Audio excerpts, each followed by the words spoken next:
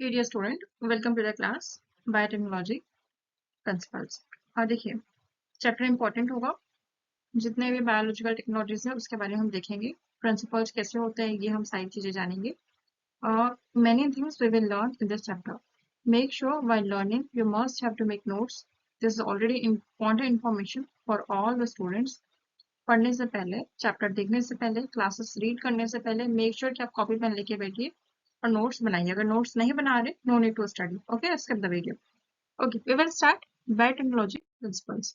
Actually biotechnology एक ऐसी technique है जो लाइव ऑर्गेनिज्म या फिर आप बोलो एंजाइम्स के प्रोडक्ट्स के लिए एक ऐसी प्रोसेस है ह्यूमंस के लिए जो यूजफुल है। क्लियर?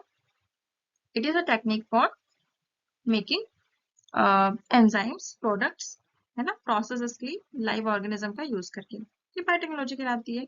किसने दिया था ये? It is given by one. It is a technique of living organism of their enzymes for products and processing useful for humans, useful to humans. Okay, ये जो यूरोपियन फेडरेशन ऑफ बायोटेक्नोलॉजी है EFB, इन्होंने define किया था biotechnology को कि the integration of natural science and organism sales parts thereof and molecular analogs for products and services. This is what EFB defines the biotechnology. Now biotechnology बहुत सारी चीजों पर डील करती है। That is micro mediated micro processes, जैसे curd बनाने में, bread के लिए, वाइन्स के लिए, इनमें सब में माइक्रोब ऑलरेडी प्रेजेंट रहते हैं। विट्रो फर्टिलाइजेशन जैसे टेस्टिंग बेबी प्रोग्राम, यहाँ पर भी आपका इन विट्रो फर्टिलाइजेशन है। क्यों? क्योंकि लेबोरेटरी में चीजें होती है। Synthesis and uses of gene, preparation of DNA vaccine और करेक्टिंग और डिफेक्टिव जीन। क्लियर? तो ये सारी चीजें हम बायोटेक्नोलॉजी इन चीजों के साथ डील करेगी ना। प्रिंसिपल्स ऑफ बायोटेक्नोलॉजी एक कोर टेक्निक है मॉडर्न बायोटेक्नोलॉजी के लिए। एक होगा आपका जेनेटिक इंजीनियरिंग और नेक्स्ट होगा आपका bioprocess engineering. Genetic engineering is what? एक ऐसी टेक्निक है जो जेनेटिक मटेरियल के साथ डील करेगी। That is both DNA and RNA. ये chemically altered and introduced into human organism to change the phenotype. Clear? ये ऑल्टर्ड रहेंगे केमिकली और हम इसको होस्ट ऑर्गेनिज्म में इंट्रोड्यूस करेंगे। क्यों? फिनोटाइप को चेंज करेंगे। That is known as genetic engineering. But what is bioprocess engineering? हम स्टेराइल एम्बियंस को मेंटेनेंस के लिए हम ये करते हैं।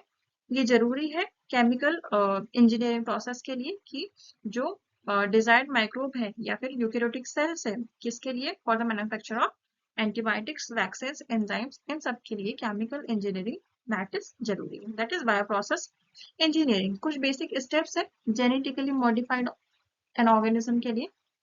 देखो, identification of DNA with desirable genes. हमें क्या करना है? पहले डीएनए का आइडेंटिफिकेशन करना है जीन्स के, डिजायरेबल जीन्स के साथ। इसमें क्या होगा? Traditional hybridization techniques leads to inclusion and multiplication and undesirable genes along with desired genes. ये जो जेनेटिक इंजीनियरिंग है helps to isolate and introduce only desirable genes into the target organism. It means जो desirable genes होंगे वही introduced होंगे, not rather than anything. Clear? Next is was introduction of the identified DNA of the host. एक ऐसा vector DNA जैसे कि plasmid, ये used होगा एलियन पीस ऑफ डीएनए को डिलीवर करने के लिए होस्ट ऑर्गेनिज्म में। Clear? That is the introduction of identified DNA into the host. Now, the maintenance of introduced DNA in the host, ये होगा, और ट्रांसफर करेंगे डीएनए को प्रोजेनी में। A piece of alien DNA has no sequence. जो sequence नहीं उसे हम बोलेंगे origin of replication, that is ORI. Clear? Needed for starting replication. Replication start करने के लिए हमें ORI या origin of replication की जरूरत होगी. So it cannot multiply itself. अब अगर खुद से मल्टीप्लाई नहीं हो रहा है progeny of the cells of the organism में, इसी एलियन डीएनए को हम बोलते हैं, हम कहाँ पे डालेंगे? रेसिप्ट जीनोम में हम ये ट्रांसफर करेंगे. It is integrated to that. It multiplies and inherits along with host DNA. Clear? First recombinant DNA, that is rDNA, किसने प्रोड्यूस किया था? Stanley Cohen and Herbert Boyer. ये इंपॉर्टेंट है. 1972 में they isolated an antibiotic resistant genes by cutting out a DNA piece from the plasmid. This gene was linked in a native plasmid of Salmonella typhi. Yeah. So it was the first recombinant DNA, rDNA, was introduced by Stanley Collin and Herbert Boyer. Clear? It is important to know. Now, tools of recombinant DNA technology. What do you mean by that? What do you mean by that? First is what? Restriction enzymes, or we can say molecular seizures. Restriction enzymes and molecular seizures. See, these are the enzymes at which DNA cut at the specific site. किसी भी specific site से DNA cut होगा into the fragments. Clear? They belongs to the class of the enzymes called nucleases. 1963 में दो enzyme responsible थे growth को restrict करने के लिए बैक्टीरियोफेज के इकोलाई, जो कि आइसोलेटेड थे. एक एंजाइम हमने ऐड किया मिथिल ग्रुप डीएनए से और दूसरा हमने रेस्ट्रिक्शन एंडोन्यूक्लियस डीएनए को कट किया. More than 900 restriction enzymes have been isolated from over 230 strains of the bacteria. अब हमने restriction enzymes को क्या देना है? नेम देना है. First letter indicated genus and the second two letters indicated species. Clear? That is, and they were isolated. For example, E. coli comes from E. coli RY13. Clear? There R is the strain number. Strain और Roman number में जो है 13, that is in order to which the enzymes were isolated from that strain of the bacteria. And Hind 2 was the first was isolated from bacteria influenza, hemolysis influenza. Clear? So ये important है कि E को RA कैसे आया और आप इसको separate कैसे करेंगे, रोमन नंबर क्या बोलता है और अल्फाबेट है वो क्या बोलता है. Clear? Now, types of restriction enzymes. First is one endonucleases and next is one exonucleases. What is exonucleases? They remove nucleotides from the ends of the DNA. But endonucleases, yeah, we can say molecular seizures, ये specific positions DNA के अंदर से ही cut होंगे, end से नहीं, ये DNA के अंदर से ही कट होंगे. Clear? It's important. आप क्या करेंगे? ये bind होंगे specific recognition sequence of the DNA and cut into the at the strand of the specific position. अब जो first restriction endonuclease था वो था Hind 2. It cuts DNA molecules by recognizing a specific sequence of 6 base pairs. It's important. This is known as recognized sequence for Hind 2. Clear? Now, जो restriction endonucleases है वो specific palindromic nucleotide sequence को DNA में deal करेगा. एक ऐसा sequence है base pairs का जो same on the two strand को read करेगा. That is 5 to 3 direction and 3 to 5 direction. आप किसी भी तरफ से काउंटिंग करो या किसी भी तरफ से रीड करो, the relation will be the same, that is 5 dash to 3 dash. Clear? That देखो G A A T T C C T T A A G. Clear? So just the opposite direction. Now, restriction enzymes cuts the string a little away from the center of the palindrome sites, but between the same two bases on the opposite distance. ये क्या करेंगे? Single stranded overhang stretcher at the ends, they are known as sticky ends. ये क्या form करेंगे? As bond form करेंगे complementary cut counterparts के साथ, और इनका जो स्टिकीनेस है क्या फैसिलिटेट करेगा? Action of the enzyme that is DNA ligase. It's also important. जब ये सेम रेस्ट्रिक्शन एंजाइम से कट होंगे तो हमें डीएनए फ्रेगमेंट्स हमें मिलेंगे और सेम काइंड के स्टिकी एंड्स मिलेंगे और दोनों ही डीएनए लाइगेज से ये ज्वाइन हो सकते हैं. ठीक है ना? See like that, this is the action of restriction enzymes.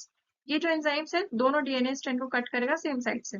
इधर आप देखो E को RI जो है DNA कट करेगा दो बेस पेयर के बीच में, G और A के बीच में से, है ना? देखो ये कट कर रहा है. कब कट करेगा? Only when the sequence of GAATTC is present in the DNA. अगर ये सीक्वेंस प्रेजेंट नहीं है तो it will not cut. ठीक है? ये आपका वेक्टर DNA है, देखो ये वेक्टर DNA है और ये आपका फॉरेन डीएनए है ना. E को RI की प्रेजेंस में क्या होगा? ये जो आपका स्टिकी एंड है ये स्टिकी एंड से कंबाइन होगा, डीएनए फ्रेगमेंट्स ज्वाइन करेगा स्टिकी एंड्स को और एट लास्ट रिकॉम्बिनेशन फॉर्म होगा. Clear? The steps of formation in the recombinant DNA by action of restriction endonuclease that is enzyme E को RI. Clear? ना, separation and isolation of DNA fragments. DNA fragments are separated by a technique called gel electrolysis. But DNA fragments can be seen as bright orange colored bands when they are stained with lithium bromide and exposed to UV radiation. जो DNA bands रहेंगे cut out from the agarose gel और इसी gel को हम बोलेंगे illusion. What? Illusion. These purified DNA are used to construct recombinant DNA by joining them with cloning vectors. Okay, these are separation isolation of the DNA fragments. Now, cloning vector. See, this is right. This is a Hind 3, BMH1, SAL1, PBU2, row, origin, ORI, original replication, PST1, PV2, EcoRI, or CLF fast. That is AMP or tetracycline, or PVR 322. This is the vector. Now, एक DNA molecule है जो foreign DNA को carry करेगा, है ना, और host cell के अंदर रेप्लिकेट होगा, जैसे कि प्लाज्मिड, बैक्टीरियोफेजस, समथिंग लाइक दैट. तो प्लाज्मिड होगा एक autonomously replicated extra replicating circular extra chromosomal DNA bacteria का. कुछ प्लाज्मिड्स में 1 से 2 कॉपीज रहेगी पर सेल पर, और अदर्स के पास 5 to 100 कॉपीज रहेगी पर सेल में. बैक्टीरियोफेजस के पास हाई नंबर पर सेल रहेंगे, बट बहुत हाई कॉपी ऑफ नंबर रहेंगे from their genomes within the bacterial cell. जब क्लोनिंग वेक्टर्स मल्टीप्लाई होंगे होस्ट में, तो linked piece of DNA is also multiplied to the numbers and it will be equal to the copy number of the vectors. Clear? जब cloning vector host में multiply होंगे, तो जो linked piece of vector रहेंगे ये भी multiply होंगे, और जितने वेक्टर्स की कॉपी उतने ही इक्वल होंगे. Clear? Now, features required for cloning into a vector.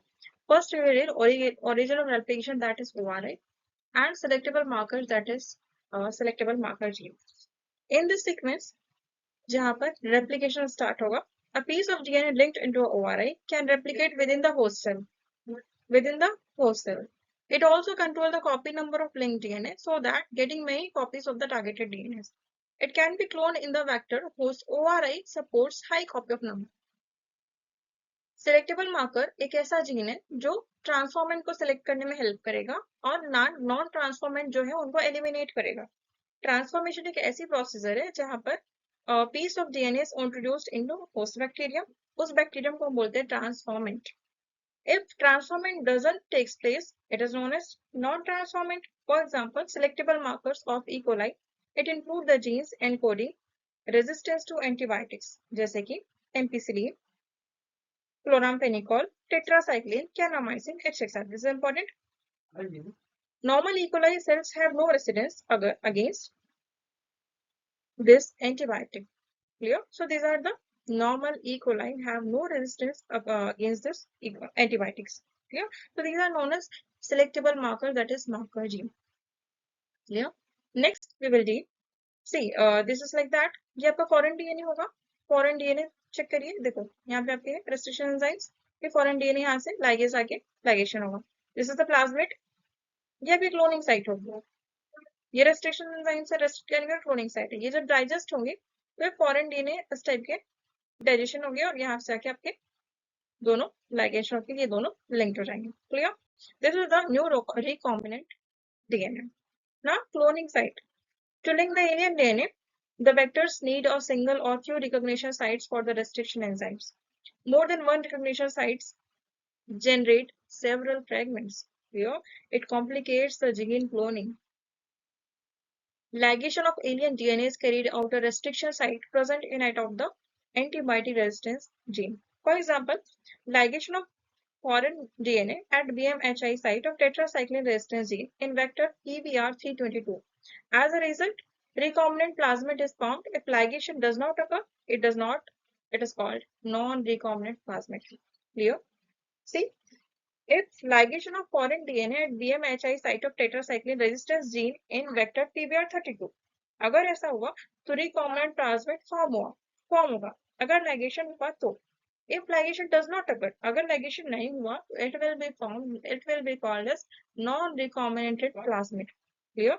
जो इनकी जो रेस्ट्रिक्शन साइट रहेगी वो आपकी होगी हिंद 3, EcoRI, BMH1, साल फर्स्ट, PVU12, PST1 और SCLE1. एंटीबायोटिक रेजिस्टेंस जीन्स में आपका हो जाएगा AMPR और टेट्रासाइक्लिन. जो रोप जो रहेंगे पे कोड्स करेंगे प्रोटीन के लिए involve in the replication of the plasmid. The recombinant plasmid lose tetracycline resistance due to the insertion of foreign DNA. Clear? So this is something like that. Now, जब ये plasmid हम ई coli cells में introduce करवाएंगे बेटा, तो 3 types of sales हमें मिलेंगे. एक हमें मिलेगा नॉन ट्रांसफॉर्मेंट्स, एक हमें मिलेगा transformant with non recombinant plasmid, एक हमें मिलेगा transformant with recombinant plasmid. Clear? They have no plasmid, so they are not resistant to either tetracycline or ampicillin.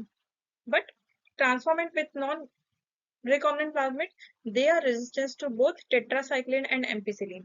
Clear? So if transformants with the recombinant plasmid are formed, they are resistant to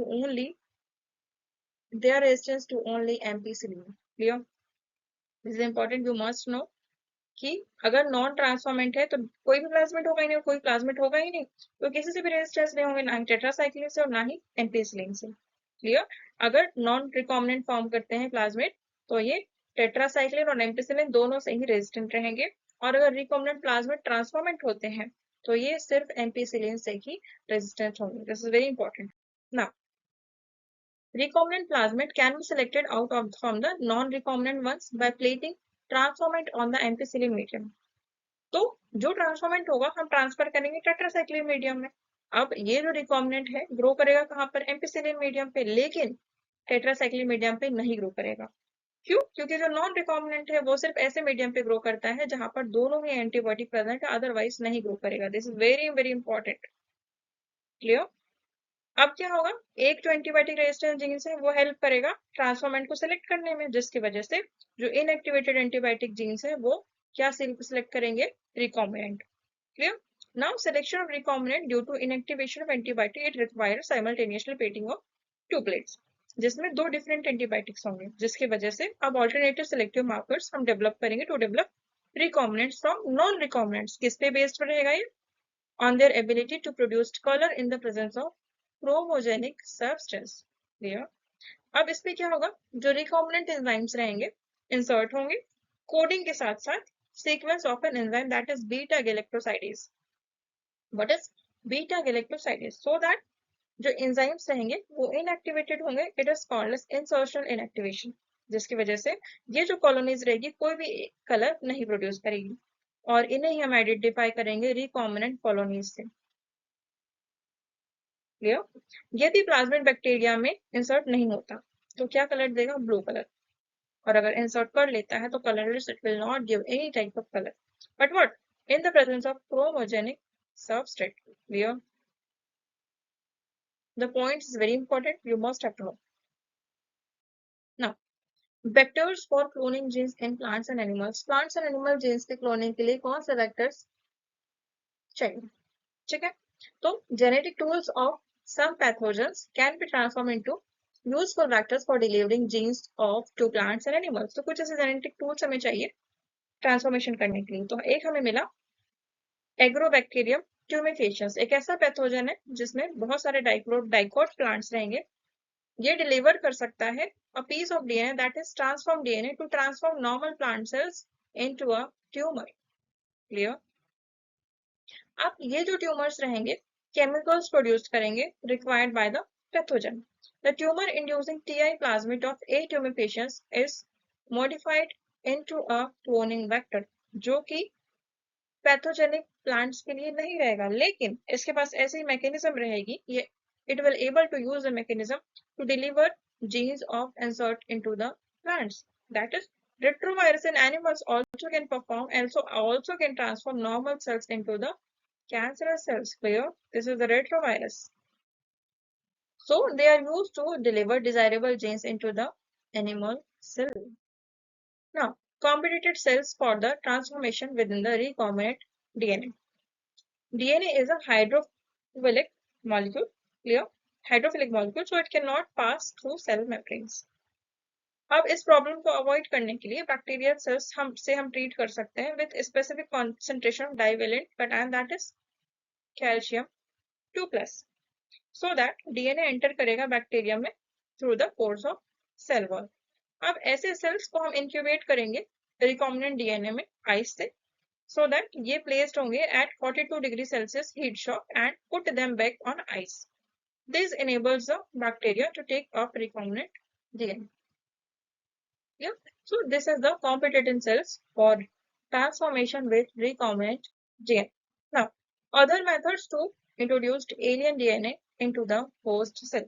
First is what? Microinjection. Microinjection से हम इसमें recombinant DNA directly हम inject करेंगे कहाँ पर? Nucleus of the animal cell. Next आपका हो जाएगा biolistic, that is gene gun. ये इसमें जो सेल्स रहेंगे बम्बार्डेड रहेंगे, हाई वेलोसिटी से हम देंगे। माइक्रो पार्टिकल्स ऑफ गोल्ड और टंगस्टन कोटेड का रहेगा डीएनए, इसमें सुटेबल रहेंगे प्लांट्स के लिए जो मेथड रहेगी। एक हुआ आपका disarmed pathogen vectors, they infect the cell and transfer the recombinant DNA into the host.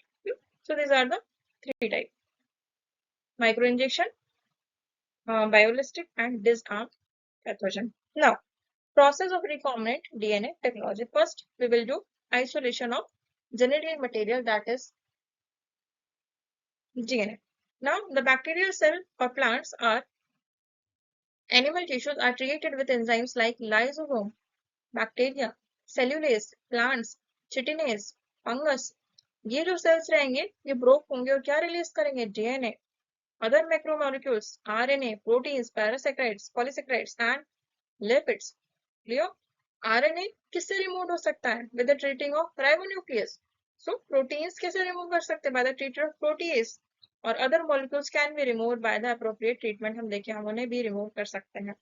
जब चिल्ड एथेनॉल हम ऐड करेंगे तो प्यूरिफाइड डीएनए प्रेसिपिटेट हो जाएगा नीचे की तरफ, जिसकी वजह से fine threads in the suspension हमें मिलेगा। Very important. This is also important enzymes. Now, cutting of DNA at specific locations. जो purified DNA रहेगा वो incubated होगा कहाँ पे? restricted enzymes में at optimal condition. As a result, DNA digest. Agarose gene electrophoresis is employed to check the progression of a restriction enzyme digestion. DNA is negatively charged, so it moves toward the anode. But जो DNA के जो fragments रहेंगे वो separate होंगे according to their size through sieving effect of agarose gel. agarose gel क्या है? एक polymer extracted from the seaweeds, है ना? It can be extracted from the seaweeds. तो जो smaller sized fragment रहेंगे वो जल्दी move करेंगे, that is moves farther. Clear? Question आपका बना हुआ है। Now, the process is repeated with the vector DNA also. जब हम source DNA को कट करेंगे और vector DNA को, है ना, when after cutting the source DNA and vector DNA, तो ये जो cut out gene of interest है source DNA से cut vector are mixed and ligase is added. It creates recombinant DNA. Clear? Next, amplification of gene of interest through PCR. ये जो polymerase chain reaction है, that is PCR, एक ऐसा synthesis है of multiple copies of gene of interest in vitro using two set of primers, that is the enzymes DNA polymerase. Primers are small chemically synthesized oligonucleotides that are complementary to the regions of DNA. ये जो enzyme रहेंगे primers की तरफ extend होंगे और using nucleotides they are genomic DNA using the nucleotides and genomic DNA template. अब continuous replication होगा जिसकी वजह से डीएनए फ्रेगमेंट्स ने कम से कम 1 बिलियन कॉपीज ये एम्पलीफाइड कर जाएंगे, बना पाएंगे। That is Taq polymerase. Now जो टेक पॉलीमरेज रहेगा एक थर्मोस्टेबल डीएनए पॉलीमरेज रहेगा, वो कहाँ से एम्प्लीफिकेशन के लिए ये आइसोलेट होगा बैक्टीरिया से, that is thermos aquaticus. Here it is used. It remains active in high temperature during the denaturation of double-stranded DNA. जो amplified fragment रहेगा वो कहाँ पर होगा? It can be used to ligate with a vector for further cloning. Clear? This is the reason of amplified. कि double-stranded DNA जो denaturation होगा 92 degree Celsius में, annealing होगी 50 डिग्री सेल्सियस में और extension होगा 70 डिग्री सेल्सियस में। Clear? So ये कभी कभी आपको सीक्वेंस पूछ लेता है, denaturation, annealing and extension. Clear? ये हमने हीट किया देखो इस टाइप से, और डीएनए पॉलीमरेज पॉलीमरेज विद डीऑक्सीन्यूक्लियोटाइड और 30 साइकिल्स के बाद ये 1 बिलियन टाइम्स एम्प्लीफाइड हो सकता है और 1 बिलियन कॉपीज फॉर्म कर सकता है। Now insertion of recombinant DNA into the host cell. किसी भी इंसर्शन मेथड के यूज करने से जो लाइगेटेड डीएनए रहेगा हम रेसिपिएंट सेल्स में इंट्रोड्यूस करवाएंगे। ये डीएनए को लेगा अपने सराउंडिंग्स में, यदि recombinant DNA ampicillin register gene को बियर करता है तो ट्रांसफर कर देंगे हम कहाँ पर? ई कोलाई सेल्स में ऑफ द होस्ट सेल, जो कैसा हो जाएगा? अब ये एम्पिसिलिन रेजिस्टेंस सेल्स बन जाएंगे। अगर ट्रांसफॉर्मेंट सेल्स अगार प्लेट्स में स्प्रेड होता है तो इसमें एम्पिसिलिन होगा, ठीक है, जिसमें सिर्फ ट्रांसफॉर्मेंट ही ग्रो करेगा, अनट्रांसफॉर्मेंट जो रेसिपिएंट है वो मर जाएंगे। Clear, very very important. ना, obtaining the foreign gene product, foreign gene product करने के लिए क्या होगा? The aim of recombinant DNA technology is to produce desirable protein. If a protein encoding the foreign DNA, it is expressed in a heterologous host, it is called as recombinant protein. The cells with the foreign gene can be grown in the laboratory. तो ये जो cultures रहेंगे ये हम कहाँ use करेंगे? Desired protein को extract करने के लिए और purify it by using separation techniques. अब ये जो सेल्स रहेंगे मल्टीप्लाई होंगे इन अ कंटीन्यूअस कल्चर सिस्टम, जिसकी वजह से it used medium, here the used medium is drained out from one side while the fresh medium is added from the other. It maintains the cells more physiologically active, so it produces a large biomass and it yields more desirable protein. Clear? तो ऐसे हम foreign gene product को obtain कर सकते हैं। ये आपका foreign DNA है, ये वेक्टर प्लाज्मिड्स है, इस टाइप से देखो रेस्ट्रिक्शन एंजाइम्स कट करेंगे, स्पेसिफिक हमने पॉइंट से कट किया और कुछ इस टाइप से ये लाइगेस करके ज्वाइन होगा, ट्रांसफॉर्मेशन सेल डिवाइड होंगे। ये आपका रिकॉम्बिनेंट डीएनए टेक्नोलॉजी से होगा। ये E coli cloning host cell divide करेंगे, ट्रांसफॉर्मेशन होगा, रिकॉम्बिनेंट डीएनए मॉलिक्यूल फॉर्म होगा। नाउ बायोरिएक्टर्स एंड बायोरिएक्टर्स में क्या क्या है देखो, ये जो वेसल्स रहेंगे रॉ मटेरियल्स के लिए रहेंगे, बायोलॉजिकली कन्वर्ट करेंगे हम स्पेसिफिक प्रोडक्ट्स एंजाइम को माइक्रोबियल प्लांट एनिमल्स और ह्यूमन सेल से। जो बायोरिएक्टर्स रहेंगे they are used to produce large quantity of products. They can process 100 to 1000 liters of culture. एक बायोरिएक्टर प्रोवाइड करवा सकता है ऑप्टिमम ग्रोथ कंडीशन जैसे temperature, pH, substrate, salt, vitamins, oxygen for achieving the desirable product. Most common bioreactors are stirring type, that is stirred tank reactor. It is usually cylindrical or curved base. To facilitate the mixing of reactor content, the stirrer facilitate even mixing and oxygen availability. Alternative air can be bubbled through the reactor. Important है ये, है ना?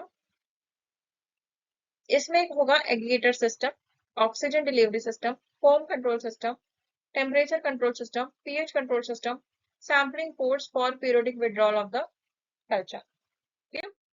Now ये देखो, ये cylindrical simple style bioreactor है, ये motor, foam baked, plate bladder, culture roll, steam for sterilisation, acid waste for pH control. Now downstreaming, this is the last topic. It is a series of process such as separation and purification of products after the biosynthetic age. मतलब separation और purification की एक ऐसी series है products के बाद जो biosynthetic as के फिर फॉर्म होगी, दैट इज डाउनस्ट्रीमिंग प्रोसेस। ये जो प्रोडक्ट रहेगा फॉर्मुलेटेड रहेगा सुटेबल प्रिजर्वेटिव्स के साथ। ऐसे फॉर्मुलेशन क्लिनिकल ट्रायल्स और स्ट्रिक्ट क्वालिटी कंट्रोल टेस्टिंग भी करेंगे, that is known as downstreaming process. Clear? बस इतना ही। एक इम्पॉर्टेंट चीज ये है कि मैंने क्विक रिवीजन के लिए आपको नोट्स नहीं करवाया, डायरेक्टली मैंने आपको हैंडमेड जो ऑलरेडी नोट्स बने हुए थे मैंने वहां से आपको करवाया, क्योंकि आप क्विक रिवीजन कर सके, है ना? अगर नोट्स नहीं बनाना है तो ये ऑलरेडी मैंने पीडीएफ टेलीग्राम पे दे दूंगी, टेलीग्राम की लिंक आपकी डिस्क्रिप्शन बॉक्स में है। इतना जो पढ़ा है सफिशिएंट है ना? इसमें मैंने एनसीईआरटी भी कवर कर रखा है और एनसीईआरटी के साथ साथ मैंने एक्स्ट्रा जो है रिफ्रेशर भी मैंने ऐड कर दिया। So no need to do extra work, you just need to make PYQ only, है ना? और प्रैक्टिस सेटअप करिए, that's it. Continuous revision very important, क्योंकि देख रहे हो जहां जहां क्वेश्चंस आए हैं पीवाईक्यू, एएमपीएनटी, पीएनएसटी पे ऐसे क्वेश्चन पता नॉट बिग डील, तो जहां जाए ऑलरेडी मैंने वहां पे लिखा हुआ है ना? तो no need to worry, you just need जितना पढ़ाया है उतना कर लो, आपका चीजें हो जाएगी। क्लियर? इन जो लास्ट के दिनों में आप कॉन्स्टेंट रिवीजन करिए, फटाफट आप चीजों को डील करिए, चैप्टर्स लर्न करिए, रीड करिए, चीजें आपकी डेफिनेटली हो जाएगी। अभी भी आपके पास सफिशिएंट टाइम है, do it. Okay, wishing all the best, good luck.